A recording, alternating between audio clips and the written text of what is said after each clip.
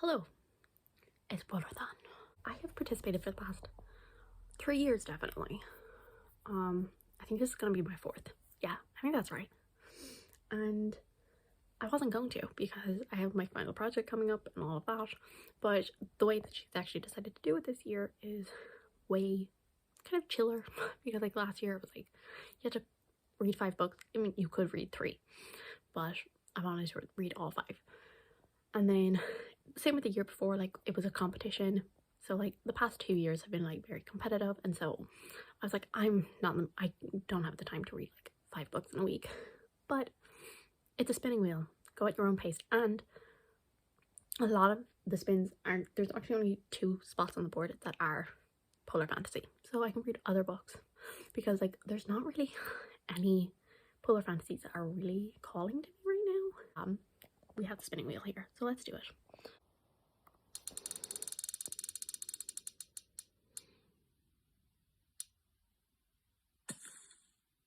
Okay, so I can work with that. So actually, I'm pretty quickly, as soon as I knew what I wanted to do. So for animal, I'm gonna go with An Empire of Ivory, which is the 4th book in the Temeraire series by Neiman Novik. Okay, so yeah, number 4. It's pretty late, so I'm not going to tell you what it's about until tomorrow, but I'm going to read this.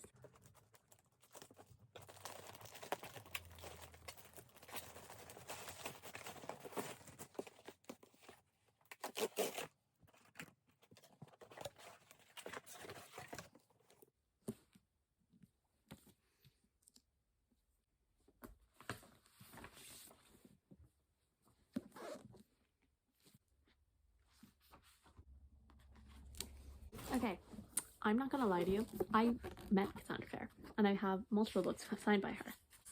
That is the laziest I've ever seen her signature. Basically, I just wanted to get the matching special edition dust jacket, so I might see if I can fit this in for a Polarthon, because like, despite the fact it's huge, I can read it in about 2 days. Okay, so I'm currently like unpacking and everything, and I'm gonna be doing like a really teeny tiny reorganization because I need to reorganize the Cassandra Clare ones, because like, while this isn't my favorite Cassandra Clare series, these are pretty and like they look really nice lined up. So they look really nice lined up. So like I need to figure out how to organize them so I can actually see these. I think I might move my Infernal Device paperbacks and then put these where they are. And then I don't know what I would do with the Infernal Device paperback, because one of those is signed and personalized, so I don't want to like hide that because it's kind of important to me. And then I also need to put a couple of books back on my shelves that I brought home from my granny's, but that too. Do I have any updates for you reading wise? No. I have not been doing much reading, especially for Polarthon. I completely forgot Polarthon was gonna happen, and so like I was reading for another vlog, and then like basically I am only probably gonna get like 1 or 2 books done for this vlog, which is gonna make it a very sad reading vlog. But also it was very cold this morning, very Polarthon vibes, so yay. Maybe that's like a sign that you should do it now. But I think, so basically I am going to read Empire of Ivory. I have the audiobook and everything, and it's only like 380 pages. Like I can read this in like a couple of hours. And then I think the other one I want to do is like, oh, what is it? Storm of Ice and Stars, I think is the 2nd book in the series. So actually no, I think they actually might be companion novels. Okay, so yeah, A Shiver of Snow and Sky, that's the one I was thinking about. So I think I'm going to read that as well, because the audiobook is literally 8 hours, so put that on 3 times speed when I'm doing some work over the weekend. So yeah, so I should definitely be able to get the 2 of those done, no problem. And then I think, I mean, obviously I haven't done any spins yet, but like A Shiver of Snow and Sky can basically fit for any of them. And then Chain of Thorns, like if something like adventure or magic or anything like that shows up, I can squeeze this in. Or I mean, I'll start it also, so I had this rant on my Instagram story, but like, okay, so these are the first 2. So, which it does already annoy me because Cordelia is on the actual cover of this, but she's on the fancy dust jacket of the 2nd one, and then Lucy is on the cover of this, but she's actually on the proper naked cover in this one. Okay, so like that's a little annoying, but it's fine. And then on the actual cover of Chain of Thorns, it's Grace. But who's on the front cover? Matthew. And Grace is on the back. So the first two books have the woman on the front, and then the woman gets put on the back for the final book. As I was saying earlier about the signature. And that's our actual, which again, not a lot of effort, but like a little better. So yeah, but yeah, as I said, so like I don't want to hide this. As you can see, so up here is my Cassandra Clare shelves. Let's look.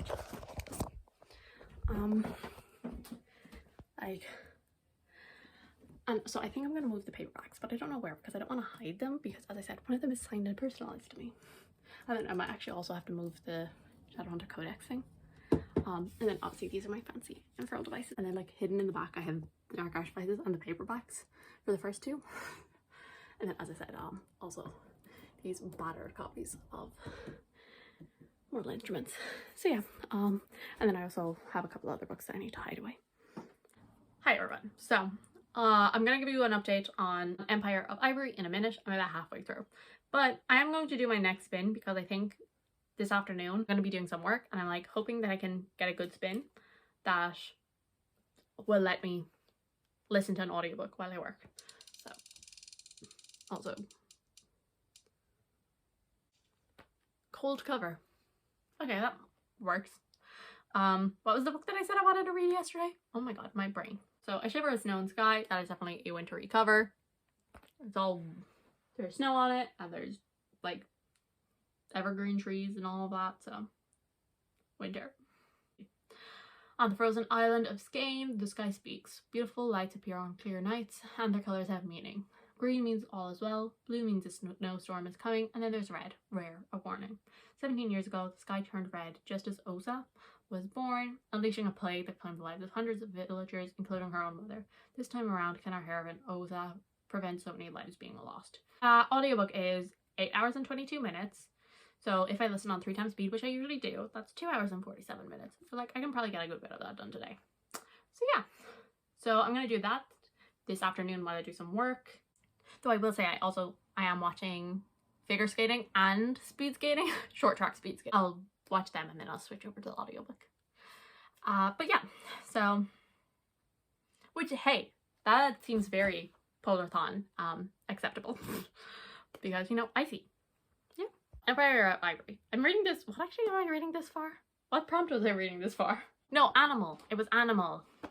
Yeah, that's why I was reading this. So I am 183 pages in, which is about halfway. I think it's like 47% or something Goodreads told me, hopefully. And I'm enjoying this so far. I find it really hard to talk about these books because I don't actually know why I love them so much, but I do.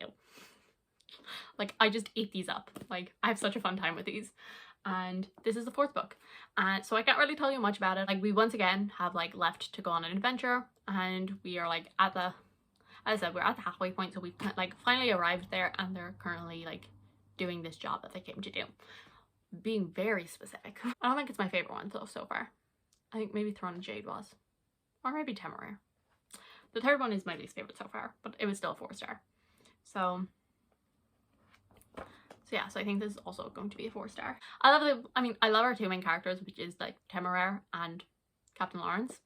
I love their dynamic, their bond, and yeah, like that is like, I just love that so much, and like I have such a fun time reading these. So I hopefully will finish this evening, but no guarantees, let's be honest. Hello, excuse the bad angle, but basically I just got in the door and I got this, which should be the Owl Crate edition of Gallant, which has been out for a while. Basically, I just thought about it for like 6 months and was like, you know what, I want it. Because I bought 2 things. And yet they charged me like full cost shipping for both of them, despite the fact they're both in one box.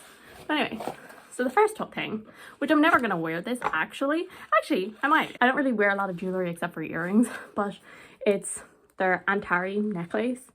So it's like the layout of London, and then on the other side it just says Astravars. You can't really see it, and I apologize. So there's London's, and that side says Astravars. I'm gonna just get it and like hang it up with my V.E. Schwab stuff, to be honest. But like I might actually wear this because it's like I was kind of afraid that it might be like a bit big. I mean, let's be honest, I won't wear it that often, but it's nice. Yeah, and then the box just says, I'd rather die on an adventure than live standing still, which is a Lila Bard quote. So yeah, cute box and everything. Then, you can just see where it was. When you originally got the book, you used to get the book and 2 like art cards. It just says, I can shape death, but you can give it life. And it's just that, and then on the back it just says Alucard. And yeah, decent quality. They just have like a hoard of like book depository bookmarks. I never buy bookmarks is basically what I'm saying. I just have a load from like other things. And then here's the edition. It is in plastic, so let's cut you. It follows a girl called Olivia Pryor, and she goes to this girls' school, and then she gets a letter from her supposed uncle saying that she is welcome to come to Gallant, and so she goes, but it turns out her uncle has been dead for a good while, and so that letter arrived a bit late, and all that's left is her cousin. And so it just says, everything casts a shadow, even the world we live in. So that's the back.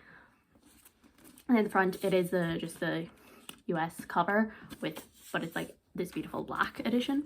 I think this is my favorite edition of Gallant, which is why I ended up buying it, because like I was really not going to do it, because like while I gave it 5 stars, I was like, it's not really my favorite V. Schwab book. It was after Christmas, I had Christmas money, and I was like, you know what, screw it. Then that is the front.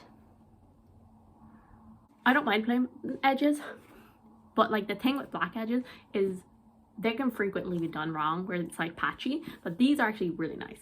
Like they're proper black.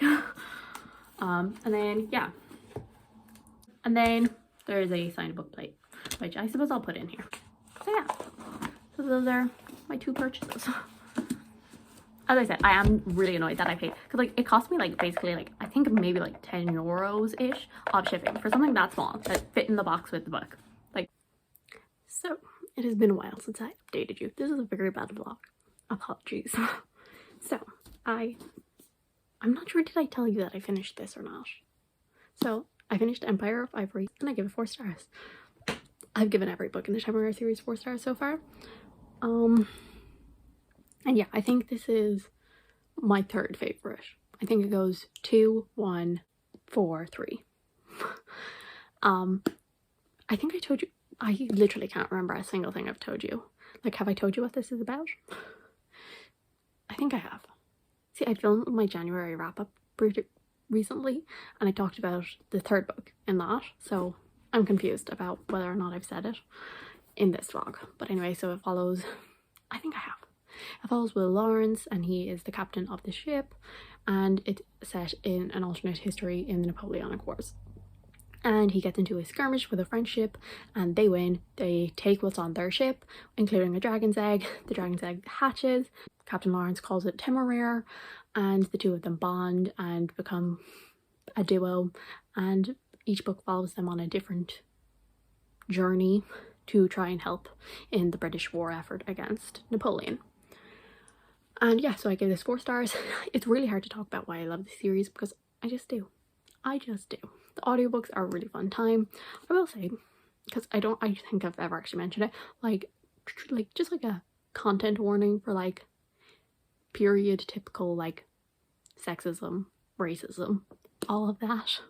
Like definitely like our main character, well, he's at some points he's a teeny tiny bit sexist, and then he gets called out of it, but it's from characters that like you know that they're bad people, so like it's never like this is okay just because it's the time period. Like, it's called out. I love Will, I love Temeraire, iconic duo if I do say so myself. Yeah, Temeraire is just one of the most, Temeraire is one of my favorite like dragons that I've read about. There was like a little bit in the middle that kind of lulled, but then we got back at it again, and I had a good time, and I'm excited to see where the next book will go, because just the way this one ended, I'm like, and like obviously I know that there's like still like 5 more books to go, so I'm intrigued to see how this is all gonna work out. Will has gone through so much change because of Temeraire.